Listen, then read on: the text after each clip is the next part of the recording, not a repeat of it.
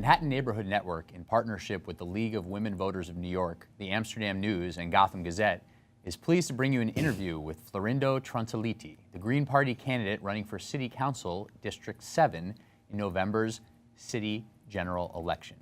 I'm Ben Max, Executive Editor of Gotham Gazette. Mr. Troncelliti, thank you for being here. Appreciate seeing you. So tell viewers and voters in District 7 especially a little bit about who you are and why you're running for City Council. Oh, well, thank you, Ben. It's great to be here. I feel privileged. I regret the absence of my worthy opponent, Mark Levine. But thanks for letting me hold forth. And what I have to say to the voters in my district is that it's a great district. I've lived there for over 20 years now. And I also, lived there before when I was going to college. So the time I've spent in the district has really made me feel like it's home, and the changes that have gone on there, I think, have predominantly been for the better. There are still some residual issues that I want to bring up, but by and large, I think it's one of the best neighborhoods to live in the country. And the reason I want to run for city council is because I feel that I have a vision of where the country and the city and the district need to go. And I'm not somebody, as a Democrat or Republican would be, who's really aligned with any political establishment. I have, as a member of the Green Party, a lot of leeway in terms of formulating my policy and issues, opinions. So what I would say is that I have the ability to think outside the box when it comes to solving problems the city has in the district, and thinking about where we're going to be going in the future, which is really what I want to focus on. Is we know where we are, and we're in a pretty good place. We've really inherited a tremendous amount of good stuff from the people in the past, whether it's the infrastructure, the structure of the civil government, and the community institutions. But we have to make sure we're going to pass on what we have to the next generation in at least as good condition as we've gotten it. So what are some of those things that you're hoping to bring to the city council if you were to be elected in November? What are some of those things that are animating your campaign? I mean, you are seeking to unseat an incumbent, Mr. Levine, who was invited here today. What are your ideas? What motivates your run? Well, first and foremost, I think we need to change our focus a little bit, as I said, on what's coming up in the future. I mean, we're in a time where things are getting more precarious.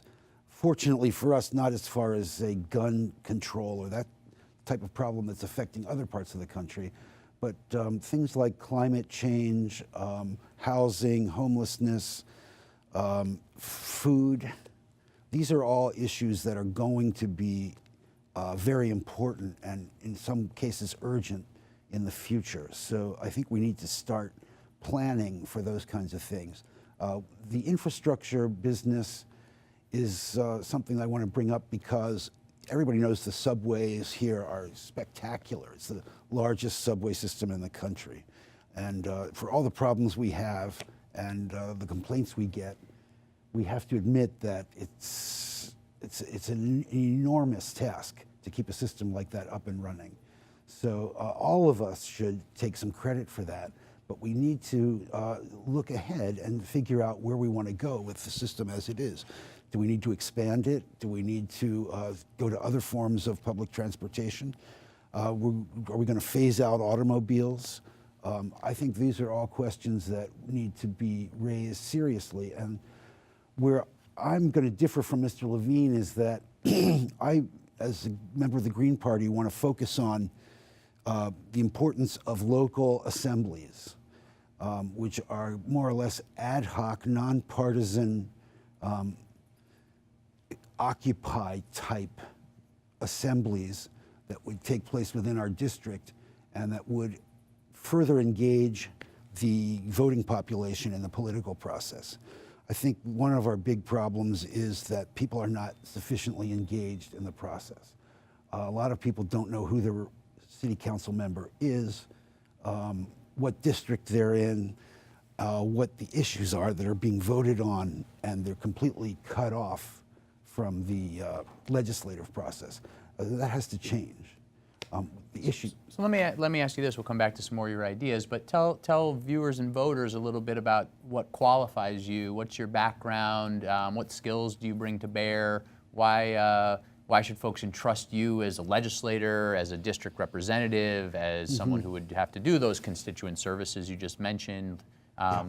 What brings you here? What's some of the highlights of your path to this candidacy? Well, I'm somebody who's very concerned with the community and civic well-being. I have often done a lot of volunteer work over the years, whether it's working in shelters or churches, food pantries and that kind of thing. But primarily the last 5 years or so, I've really devoted to a grassroots nonprofit organization called Peace Action Manhattan. And our mission is to change the relationship between the local population and the federal government, particularly in terms of the Pentagon.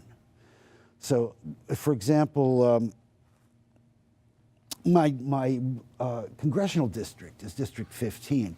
District 15 sent 193.29, that's $193.3 million to the Pentagon in 2015.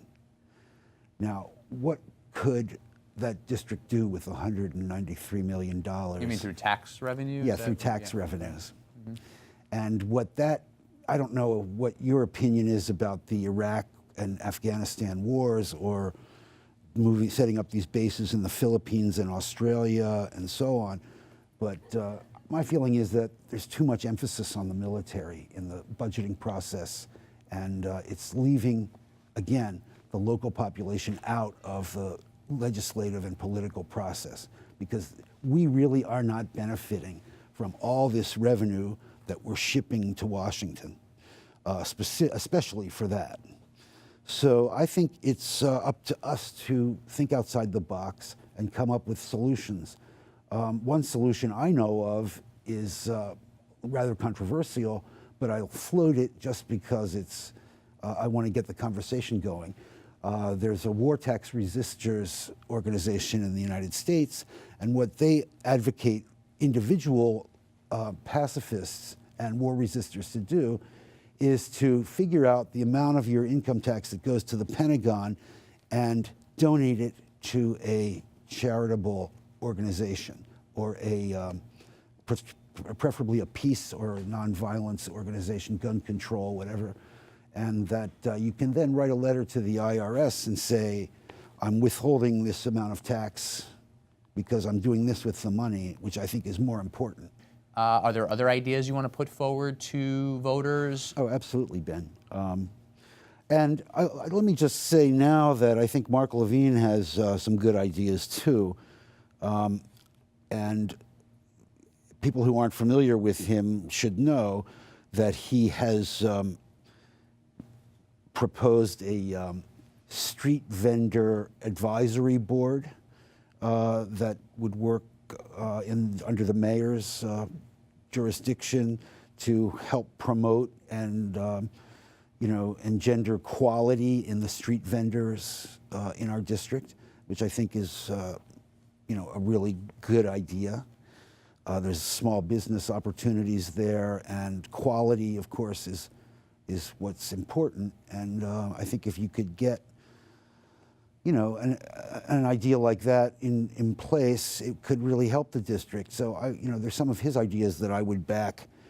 He has also an Office of Civil Justice that he's proposed, which I think would be a good idea. And he also actually passed he had a proposal passed to have the police department send quarterly reports on the amount of desk appearances that they've required of detainees, which sort of would keep the city council more informed about what, how the police department is handling detentions of people either in civil or quasi-criminal cases.